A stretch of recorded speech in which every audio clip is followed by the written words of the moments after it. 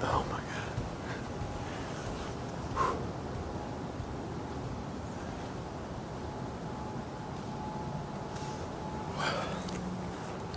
Oh, my legs are shaking.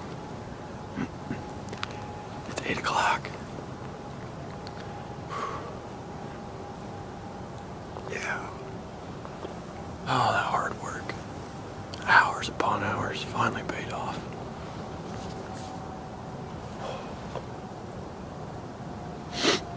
We got in here this morning just before sunlight.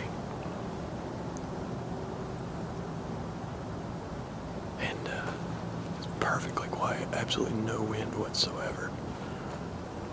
So we put out a buck cage with some doe estrus in it. A little bit of tarsal around in the area.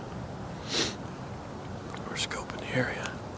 All of a sudden I look over to my left and this buck is 30 yards away. Don't know where he came from. But there's scrapes and rubs all over here. They've been put here in the past 4 days. So we haven't been here for about 4 or 5 days. So deer came in. Tried to get the camera on him as fast as I could. He got behind me. As soon as he got behind me, couldn't see me. I hit the grunt call.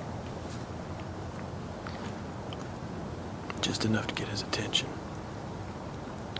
And as soon as he didn't see anything, he came this way. He wanted to see what was going on. Ran right over to his scrape and started hitting it. 23-yard shot.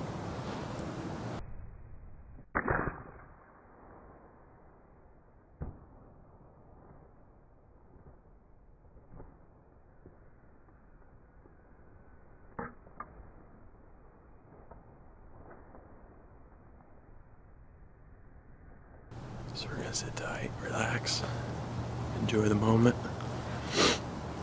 And we'll get down here about 45 minutes to an hour. And I don't think he went very far. He stopped right over on that ridge. He may have bedded down on that ridge, so we'll see in a few minutes when we get down. Yeah. Mojo team, hunting the heartland. That's where it's at.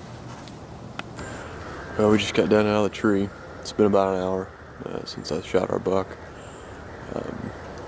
I'll show you real quick all the activity that's been around here for the past 4 or 5 days. It's really been hitting it.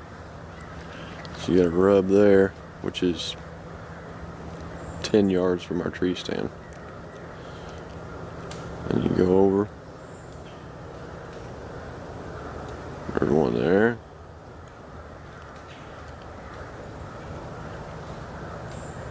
One there. And both of his scrapes are in between those two.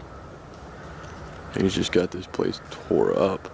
So we're gonna go try and find our arrow, which it looked like from reviewing the footage, it stayed in him for a minute. Shot was a little low, but I think it's gonna do the trick. So we're just gonna go find our arrow, locate a spot, and then probably back out for a little bit and let him lay. So we'll update you here in a minute. There's a scrape he was at. There's another nice one right there.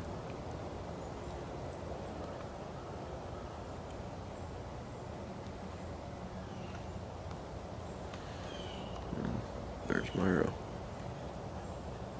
This is a Hardcraft Scoop Tail Broadhead, the most accurate fixed blade broadhead ever made. Designed by an aerospace engineer, the Hardcraft Broadhead is an engineering marvel. In flight, the 3 scoops on the tail of the ferrule simultaneously channel the wind, stabilizing the broadhead for unprecedented in-flight accuracy. Upon impact, the oversized cut-on-contact bone-splitting tip leads the way while the perfectly angled scoops propel tissue and blood. Meanwhile, the oversized base reams a passageway larger than the arrow shaft, which reduces friction and results in far more pass-throughs. Hardcraft Scoop Tail Broadheads, the most engineered broadheads of all time. Well, it's been about 3 hours now, so we left, got something to eat, and we're gonna go back, pick up the blood trail where we first shot him. So I went and got my arrow, turned around, backed out. That'll give him plenty of time. So we're gonna go nice and easy, nice and slow, track this guy, and see if we can't recover him. So stay with me.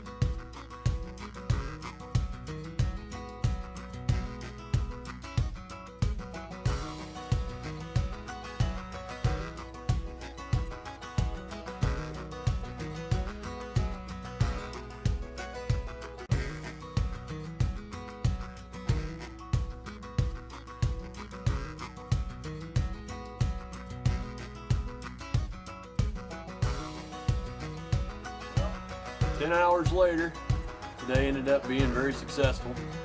So tracked this deer, I would say every bit of a mile, mile and a half.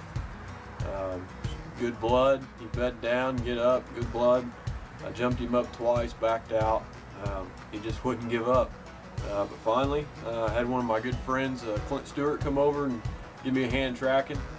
And just before it got dark, we found him bedded in the cornfield. He was still alive, and he stood up, so we put a second shot on him. Did the trick, he ran about 30 yards and expired there. So the trophy's in the eye of the beholder, and judging by the story and the hard work that we did today, this sure is a trophy today. So I just want to thank Heartcraft Exchange, Mossy Oak Camo, Buck Cage, and Mojo Minerals. Couldn't get any happier, couldn't get any better than today. So we'll see you on the next episode of Mojo Mineral Hunting the Heartland.